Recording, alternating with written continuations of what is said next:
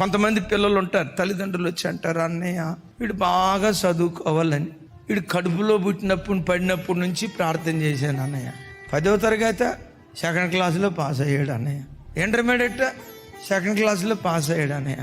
ఎంసెట్ అయితే పాళెం వాళ్ళు ఉన్నాడు అన్నయ్య వీడు. అంటే ఎక్కడో 2-3 లక్షలు వచ్చినాయి. ఎంత ప్రార్థన చేసినా దేవుడు ఎందుకని లేదన్నయ్య. ఆడు చదివి సాగల. ఇప్పుడు దేన్ని నిందించాల్సిన పరిస్థితి వస్తుంది? నీ ప్రయత్నంలో లోపం లేకుండా నువ్వు చేయి. ఏ రంగంలోనైనా నువ్వు విజయాన్ని సాధించాలంటే నీ ప్రయత్నం నువ్వు చేయి.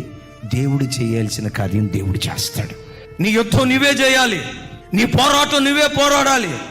కథన భూమిలో నువ్వు కాలు పెట్టి నీ పోరాటం నీవే సలిపేవాడిగా ఉండాలి.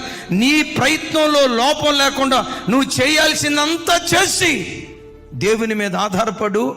నీ శక్తికి మించిన విజయాలు దేవుడు నీకు సమకూరుస్తాడు.